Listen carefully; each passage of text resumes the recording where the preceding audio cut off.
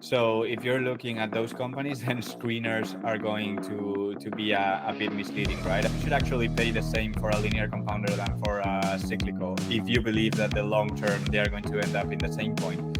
But the market will probably give you cheaper the cyclical than the linear compounder. All right, folks, welcome to Investing for Beginners podcast. Today we have a fun show and a very special guest. We have our friend Leandro, who is from Best Anchor Stocks. He is joining us today to talk about stocks. And I am super excited to talk to Leandro because I've been following him basically from the beginning on Twitter, and he's been one of my favorite accounts. Super smart guy, a lot of great takes, a lot of intelligence, and thinks very deeply about what he's doing. And so I think you guys will figure all this out as we talk to him. So Leandro, welcome to the show, and thanks for joining us today. Thank you, Dave, Andrew, for having me, and thank you for the kind words, which I think probably are too kind. No, I'm not. I'm not exaggerating. So let's start off with a softball. There are so many things that we could invest in the world. Why stocks? Like, what about stocks gets you excited? Why do you get up in the morning and write about stocks? What is it about the stocks and stock market that appeals to you? Well, I think the most appealing part about equities is that you get to invest alongside the smartest people in the world, right? And also how skewed the risk return ratio is in stocks, right? It's also one of the points why I don't understand or I don't short, right? Because I feel that when you short equities, you're basically turning the equation upside down and you get unlimited downside with limited upside. Whereas when you go long equities, you basically get the opposite.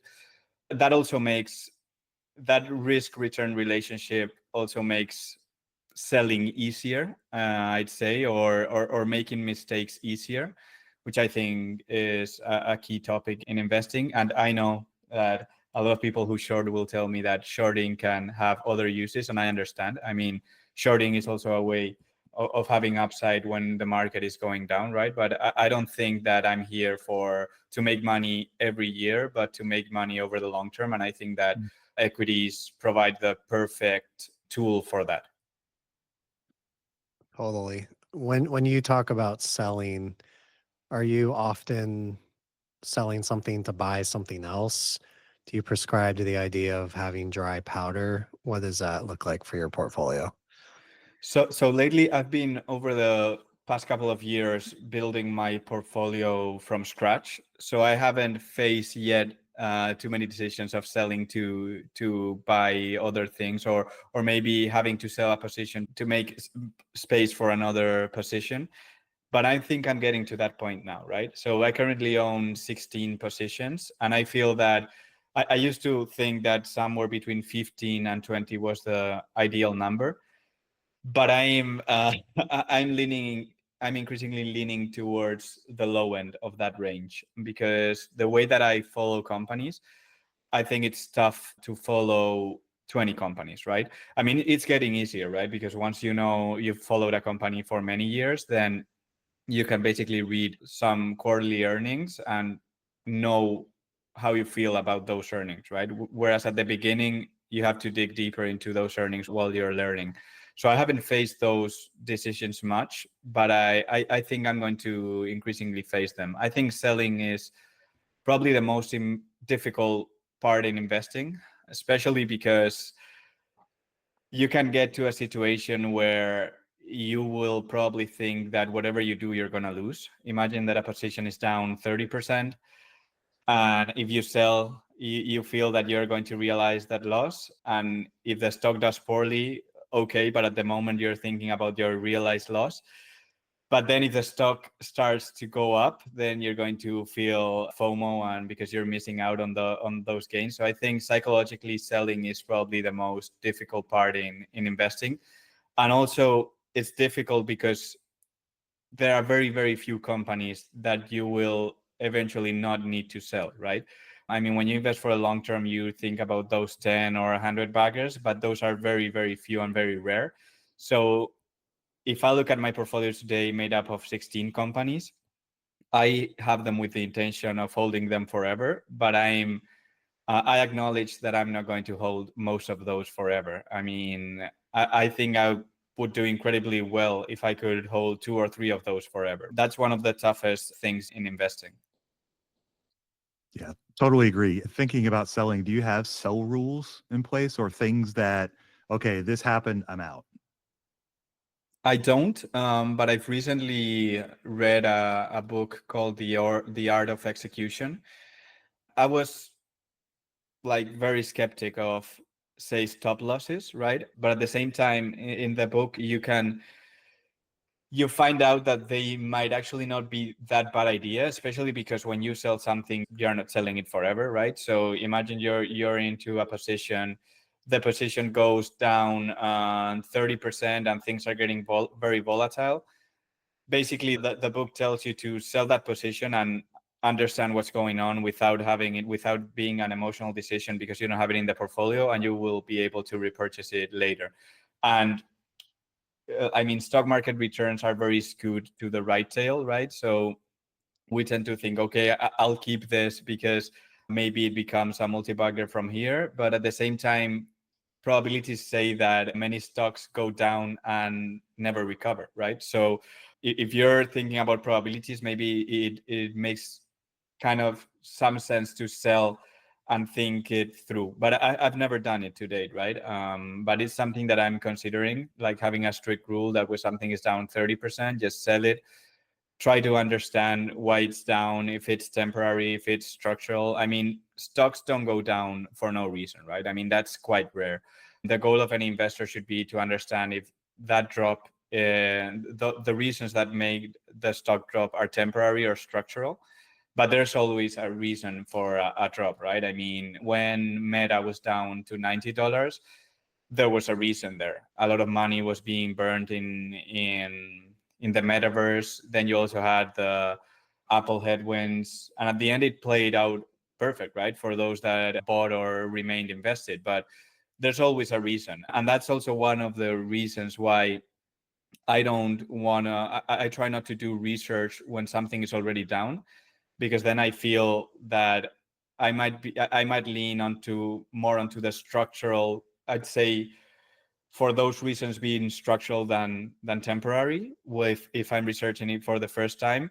Whereas if I've researched something and maybe I didn't buy it, it goes down, then I feel much more comfortable judging if that's temporary or structural. So you're saying if you're coming into a new stock, let's say it just came off a 30% drawdown, like you're mentioning, you might approach the stock biased because of all the turbulence that's surrounding the company. Am I understanding that? Yeah. So say a stock goes down 40%, and not done work on the stock.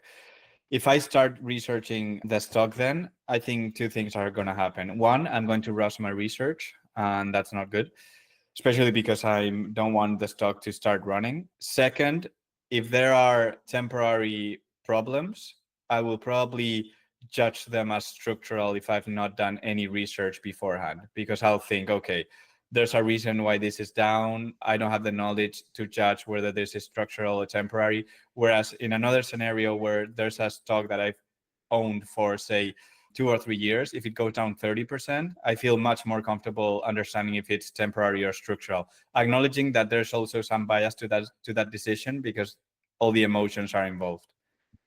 Yeah, makes a lot of sense.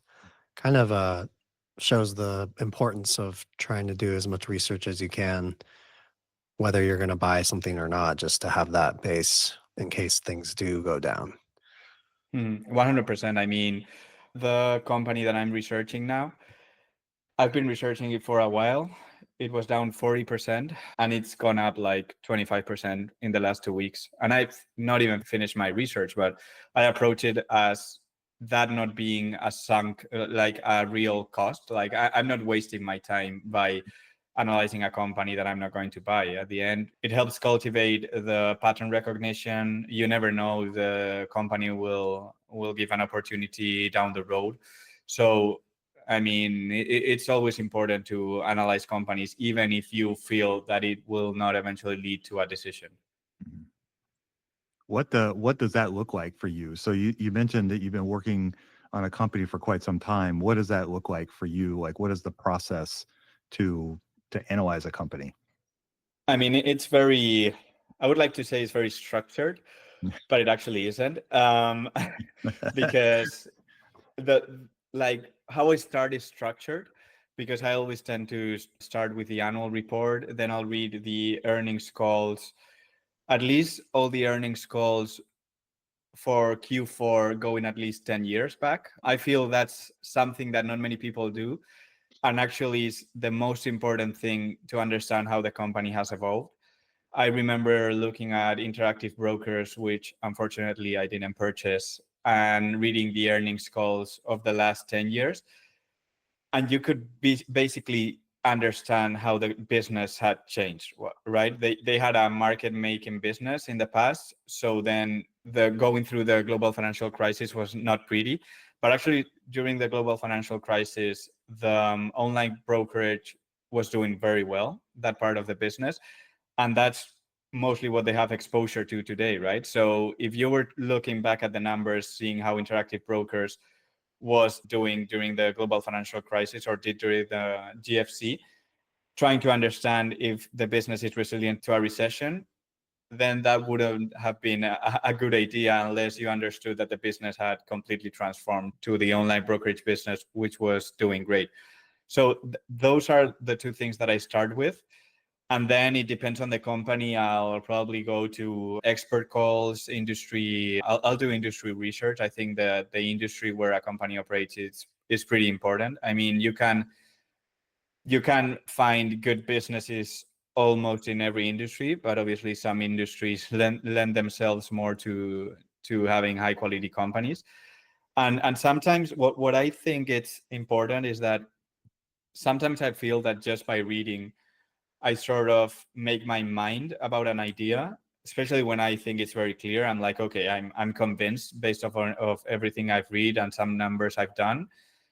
And other times, the process is so, let's say, so lumpy that I feel I have to first write the report just to make up my mind. So when I'm not clear about a company, I won't discard it, even though the ending decision is probably to discard it. But I will write an entire report, because when you're writing things down, then you get more questions, and those questions lead you down to paths that you never thought, right? So I might be writing down something about the financials. I might see that, let's say, cash conversion has gone down. So then you start to dig in why cash conversion has gone down. You might see that it's temporary or structural. So that's what I do. I mean, it's not super structured, but it does have some common points across all the research I do for many companies. It sounds a lot like you're kind of following your curiosity. I am actually, and I actually love looking into a company that leads me down a path that I know nothing about, because then I'm going to learn something new. It also means that I'm going to have to research it quite a lot more than I thought I would. But then it goes back to the point of pattern recognition, right? Even if you're looking at the scientific instrument sector, you might think that that research only serves you for that specific company. But even when you're looking at other companies in other sectors, what you've learned there probably is going to be important at some point. You never know when, and this is maybe the concept of serendipity, right? That you never know where it's coming from. But you look into an industry that's maybe unrelated to another industry, but you see certain things in common. So then you see that one industry probably is very appreciated by the market with those characteristics, and maybe another industry is not so appreciated despite having very similar characteristics. So I think that all research and all reading at the end is positive for any investor over the long term. You never know when it's going to present itself, and that's probably what makes it special. But I think it's really important. Totally agree. So I have a dumb question. When you're going back and reading the quarterly earnings calls, do you start 10 years ago and work forward, or do you start now and go backwards? No, I start 10 years ago and go forward. Okay, go forward. 100%. Yeah. Especially because if I read today's earnings call, probably I'm not going to understand a lot of things that are being said, right? Whereas if I start 10 years ago, by the time I get to the current earnings call, probably everything that's being discussed there has been discussed in any shape or form in other earnings calls or through time. Do you find it interesting if there's a CEO change in the 10-year period? Like, let's say one person's running for 4 years and the next 6 years it's a different person. Do you see changes, and how does that impact what happens today? I think that it depends where the CEO comes from. I mean, if the CEO is internally hired, then you tend to see a continuation, because it's quite interesting that some companies have, let's say, a culture of how they discuss things with analysts or how they provide guidance. So if a CEO is internally hired, you can expect that to continue. Whereas if another CEO, the new CEO comes from outside, then that for me wouldn't be a great sign.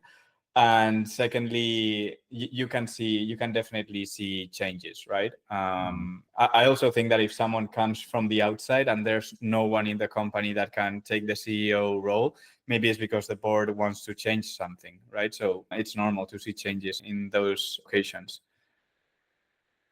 Yeah, that makes a lot of sense. So I guess, what are your thoughts on how do you find ideas? Like, you mentioned these companies and you're following your curiosity. So do you have a method, if you will, of how you find ideas? I've always searched for a structured way to find ideas. I've never found one. I mean, I've found ideas through screeners, not usually, because I've been gravitating towards companies where the numbers are misleading. So if you're looking at those companies, then screeners are going to be a bit misleading, right? I mean, if I look for companies in a screener that are growing, say, revenue at 5% or net income at 6%, but they've suffered a short-term impact, then that's not going to appear in the screener, and probably it's not a reason for you to discard it, right? The one thing I never use in screeners are valuation ratios, because I feel those can be very, very, very misleading, especially because when I see people like screen for, hey, give me companies with a PE of less than 15. Well, maybe you can sort of mitigate what I'm about to say by also using the forward multiple. But if you are looking for companies with a PE below 15 or 20, and a company has suffered an impairment in a given year, then it's not going to appear in your screener. Maybe it's trading at a very reasonable multiple. So that's one way. The other way actually is that, for example, I'll research a company in a given industry and I'll find the industry attractive. So then I'll start looking at all the stakeholders in that industry, and you'll end up finding several interesting companies, right? So, for example, I'll give an example here. I own Danaher, and I was researching all the bioprocessing workflow, and then studying that workflow, I got to the fill and finish companies like West or Stevanato, and I own Stevanato because I was researching Danaher and I knew that segment of the market was quite attractive, right? So I got to Stevanato thanks to Danaher. And then I also get ideas. I mean, I think everyone does from other great investors, right? I mean, 99% of them you're going to discard because maybe they don't fit your mold, but you're always going to at least get a good number of companies that are worth researching and finding more about. Who are maybe some of your heroes, if you will, in the whole investing universe? There are a few. I mean, Francois Rochon is, I think he's a great investor. Dev Kantesaria from Valley Forge, I think is also a great investor. Also, Sri Viswanathan from SVN Capital. He's not as famous as the other two, but I think he's a great investor, and I've talked to him a lot of times and feel that he knows what he's doing, and he has something that I feel is very important. He knows how to never deviate from his kind of company, right? I mean, you're always going to have incentives to deviate from your mold, especially when maybe your mold is not working as much during a given year and you get all these, say, speculative companies going up a lot. You're always going to feel pressure to go out and say, hey, I'll make an exception. I think he's really good in never deviating from his mold. I think obviously Francois Rochon and Dev Kantesaria also are very good at doing that. And then I'd also mention Pulak Prasad, the author of the book What I Learned About Investing from Darwin. I actually had the chance to speak to him in a call, and I thought he was first a great person, and then you could clearly tell he was a great investor. The only problem is that he is not a great source of ideas because he only invests in Indian equities, and I don't feel comfortable in investing in India, so I don't get a lot of ideas in terms of companies from Pulak, but you evidently get a lot of ideas in terms of investment process. Do you have an investment universe, like where you kind of look market cap wise, maybe geography wise? I don't have limits regarding market cap. I think a high quality company can be high quality at any market cap. And I also don't think that market cap determines opportunity. I mean, a lot of people would say, hey, but this is already a $100 billion company. I mean, that only tells you something depending on how big the market or the opportunity is. I mean, imagine someone who told Amazon that, hey, AWS is already generating like 10 billion in revenue. I mean, this line seems to be exhausted, and now they are at 100 billion and growing far beyond double digits. And then you might have a small cap that a lot of people think that they have a lot of opportunity just because their market cap is small. That is very saturated in its market, right? So the opportunities are not as prevalent. So I don't make distinctions across market cap. I would say that I don't go to companies that are very, very small, especially because it's great to read an annual report that has 10 pages, but at the same time, all of the risks are like left out of that annual report. So it's very tough to judge. I mean, in my portfolio, I think the range would be from 500 million market cap to more than 2 trillion. So you see that it's quite wide, the range. And before, I used to say, okay, I'm going to focus on companies that are consistent, linear. I don't want cyclicality, and I'm actually gravitating towards cyclicality a bit.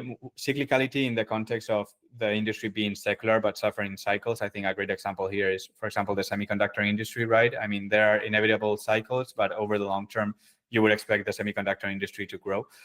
So I'm gravitating more towards those decisions, those kind of companies. And the reason is that I feel that it's a good hunting ground because there will always be a period where not many people will want to hold those. I mean, you're going through a down cycle. A lot of professional investors will probably wait for the next up cycle to buy those companies because they actually suffer a lot the opportunity cost. I mean, opportunity cost is real for everyone, right? But it's more real if you have to, at the end of the year, report a return. I don't have to report any return at the end of the year, even though I do.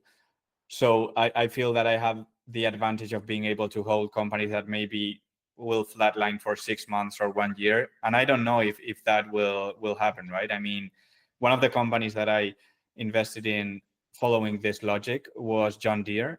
And I thought, I was like, okay, if the stock remains flat for 6 months or 1 year, I'm fine with it because I believe that the next peak of the next cycle is going to look much better than the last. So that's my thesis.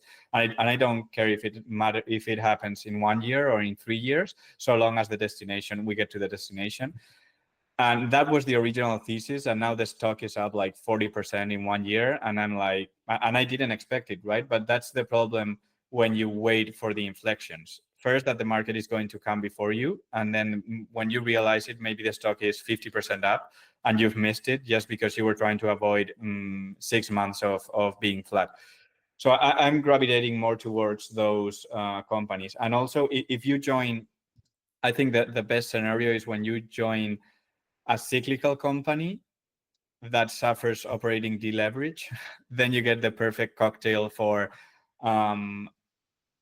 probably a company being a good deal when it appears very expensive, because probably you've had all the operating deleverage in the multiple, and you'll say, okay, that's very expensive. And I think a lot of people have trouble. Imagine you have a company that over the long term has grown revenue at 6% or 7%. It's going through a down cycle, and now revenues are down 30%. And a lot of people have trouble. I don't know why. Well, I do know why. It's recency bias, but thinking that that company can grow revenue 25% the next year. I mean, why would they if they have grown 5% over the long term? But that's where the CAGR comes in, right? I mean, when it's not linear, it's tough for a lot of people to grasp how a company can grow very fast.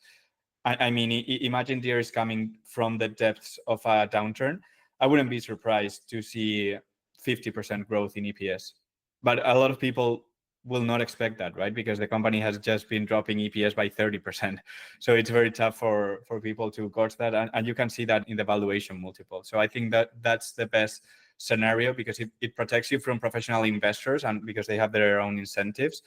And it also makes a lot of people just skim through them, just looking at the numbers on the surface and saying, okay, this company is cooked or whatever, when in reality, the good companies get better when they are going through cycles. And if you have a counter-cyclical management team, then that's incredible, right? Because you're going to be investing counter-cyclically when nobody expects you to.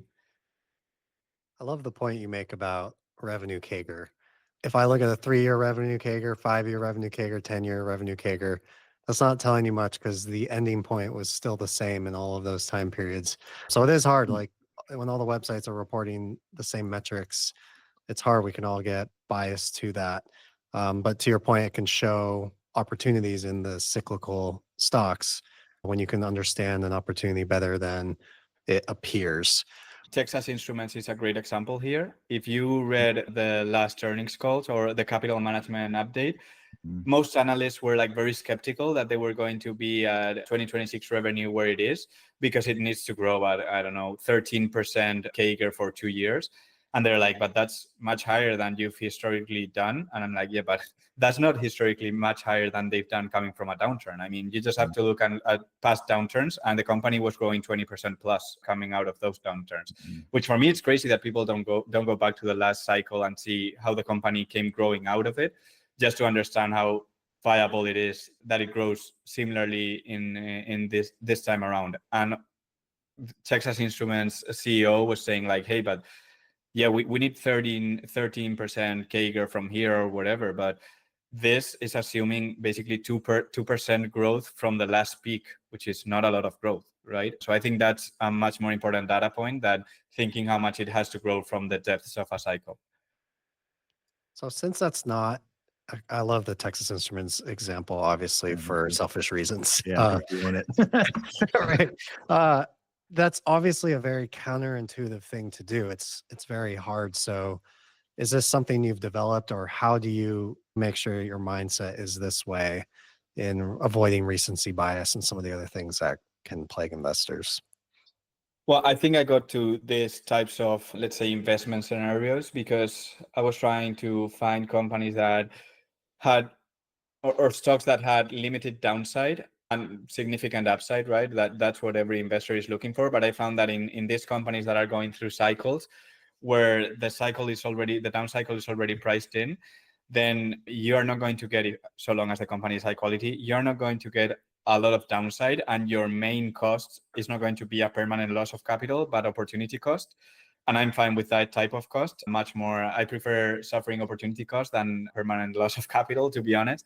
So these kinds of companies were ideal for me. I also think that not a lot of people do deep research, even though they claim to do it. So these opportunities also lend themselves to deep research and understanding beyond the numbers. So I think it was my sweet spot. I didn't think it at the beginning, and especially because I focused on linear compounders. You could get them for cheap in 2022, a lot of the linear compounders, but it's true that they tend to be more, in general, more efficiently priced if they are linear compounders than if they are maybe more cyclical and with operating leverage. So I feel there's more opportunity there. The best stock picks require a light bulb moment. To see exactly what that looks like, check out one of my previous reports at stockwriteup.com.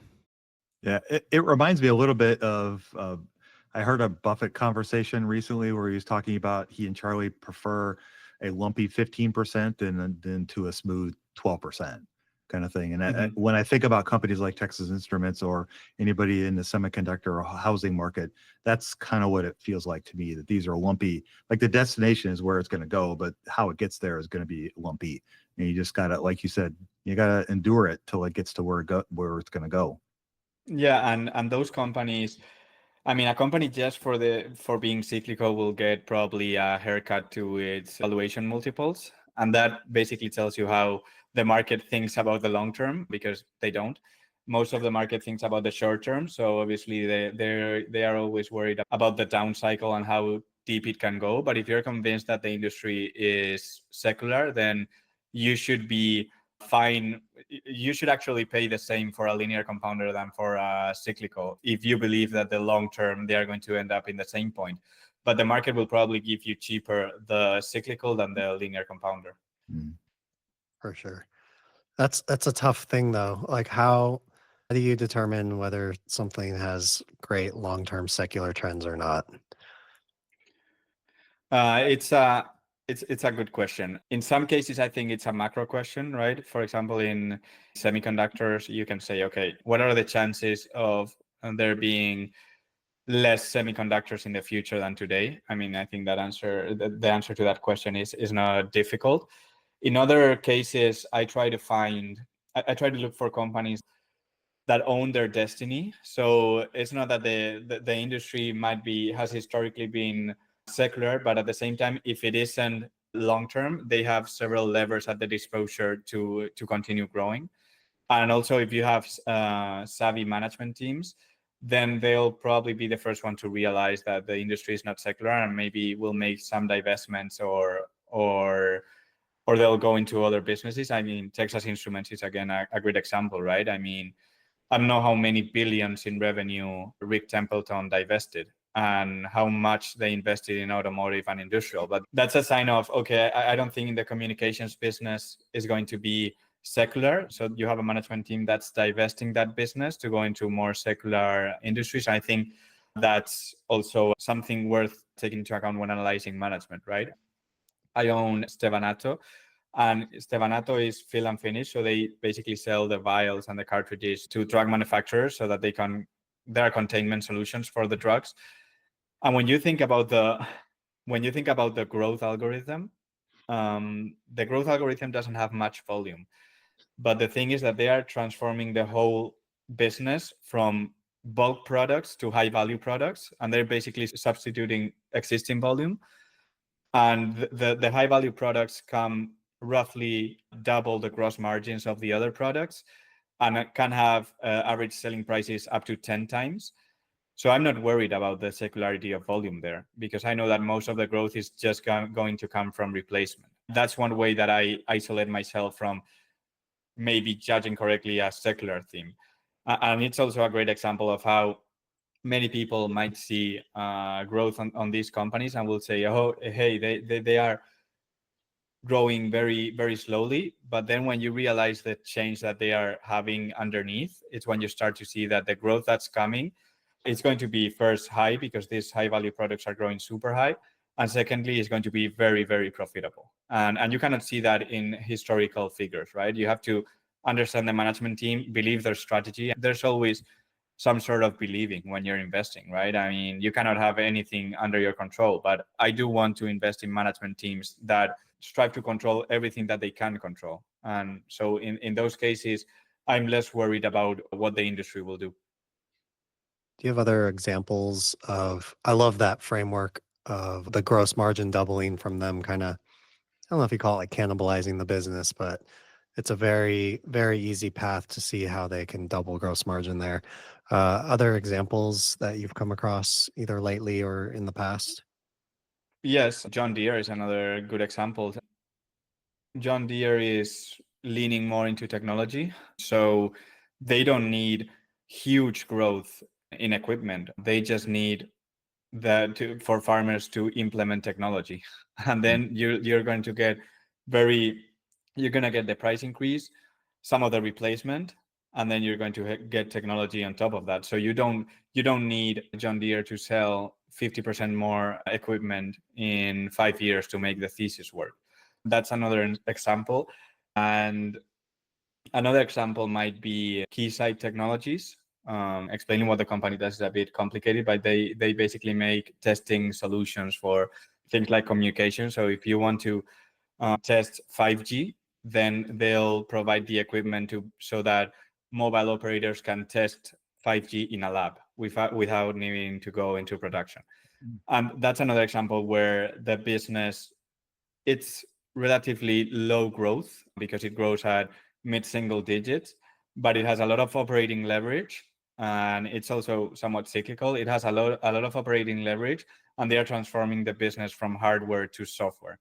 So that's also a business where you see the transformation underneath, and you don't need a lot of growth so that the business improves significantly. And I never count on multiple expansion, but if you invest in businesses that are improving, then maybe you don't get multiple expansion, but thinking about multiple contraction is much tougher when a business is improving a lot underneath the surface. Yeah, I think in the linear compounding framework, it's hard to sometimes, and especially with cyclicals who can have margins that are just all over the place. The margin expansion from a historical small operating margin can be huge, and the returns of that can be massive. And it's hard to sometimes conceptualize that if you're thinking 12% over a straight line. No, 100%. I mean, John Deere, for example, expects to finish this year with operating margins of 14%. And if you look at if you think about the next peak of the cycle, I don't think it's unreasonable to think about margins around 24, 25% in the next peak. That's 1,000 basis points margin expansion, which is probably very tough to grasp for a lot of people. Mhm. Yes. Yes, for sure. So I'm curious, how do you think about the whole benchmarking thing? I heard your conversation with John Rotanti, and I thought that was kind of interesting. And I'm curious what your take is on that. I think you always need to have something to compare to, because that way you'll probably strive to get better. If my objective were just to generate positive returns, then I'll probably become lazy, because I don't think that's tough, especially when the S&P 500 is going 20% up 2 years in a row. But I also think that it should be understood in the context of the long term, right? I mean, I don't think that underperforming, even for 3 years, is a sign of anything, right? If you're underperforming for, say, 2 decades, then maybe it's a sign that you should be indexing. Benchmarking makes sense when it's done over the long term.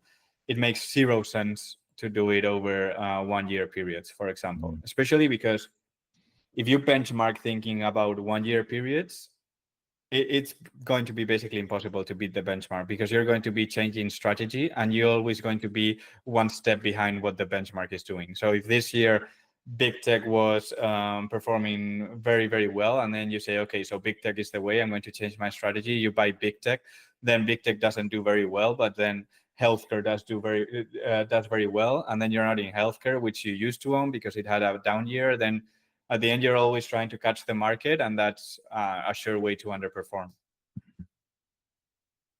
Yeah, totally. I bought $100 worth of Palantir just as a joke, and I've held it.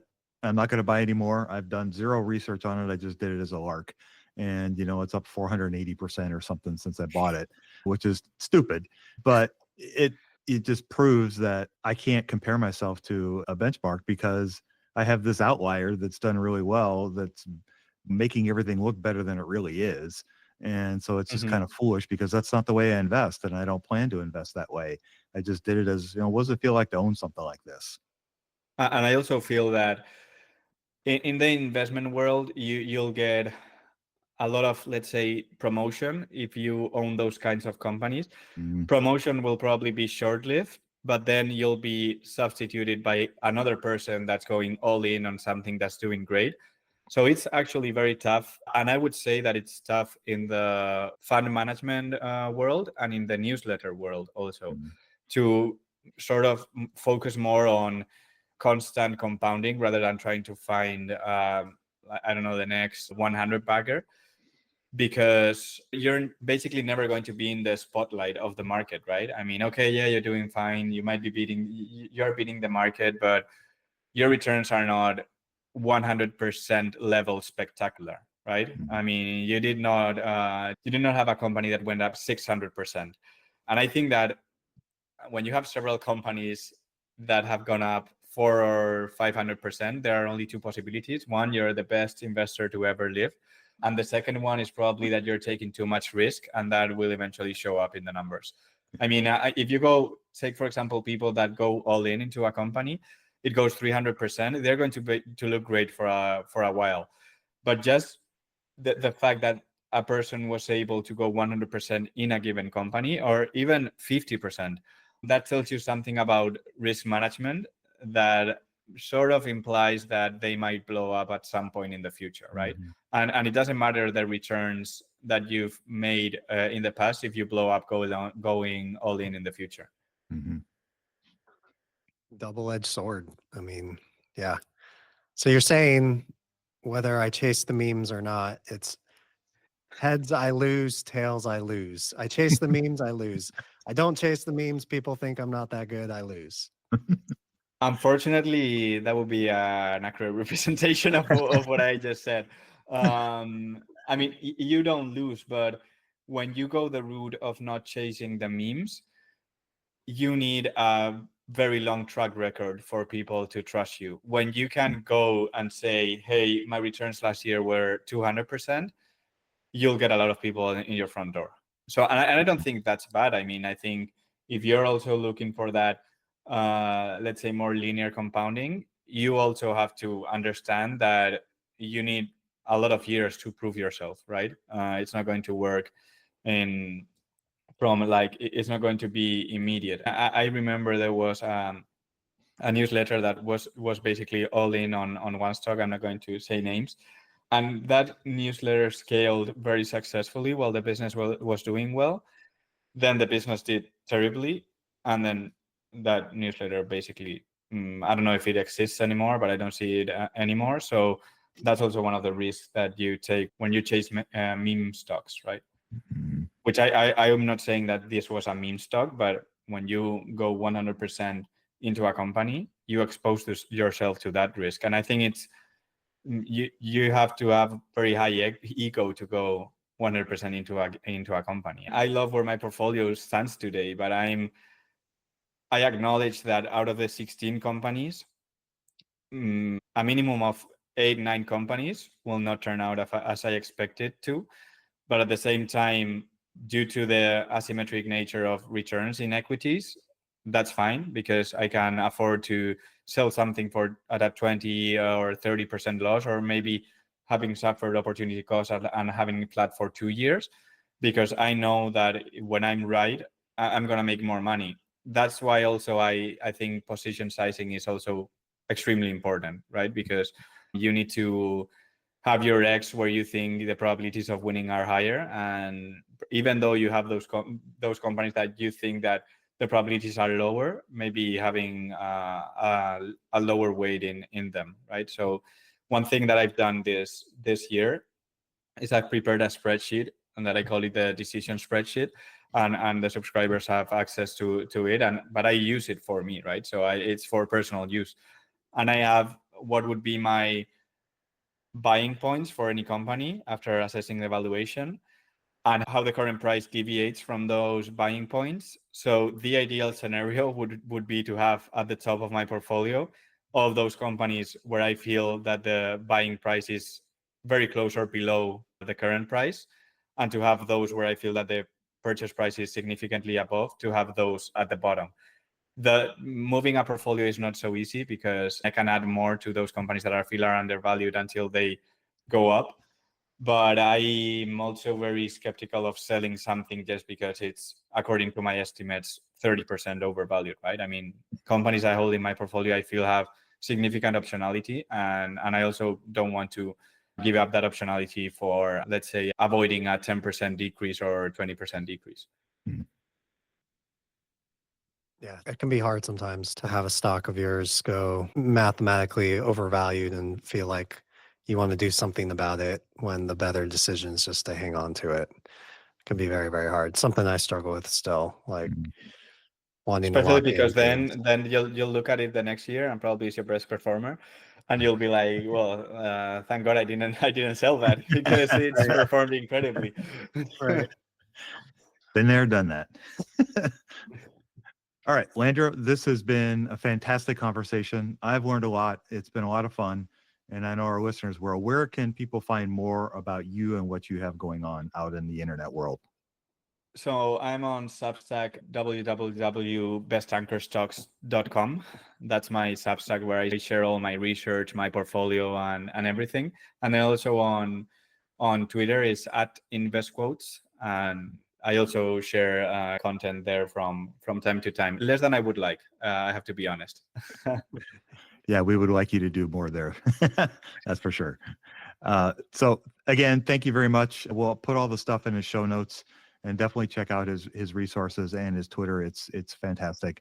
He's, I think, one of the better writers on the internet. You'll learn a lot from him for sure, as you have today. So with that, we'll go ahead and sign us off. You guys go out there and invest with a margin of safety, emphasis on the safety. Have a great week, and we'll talk to you all next week.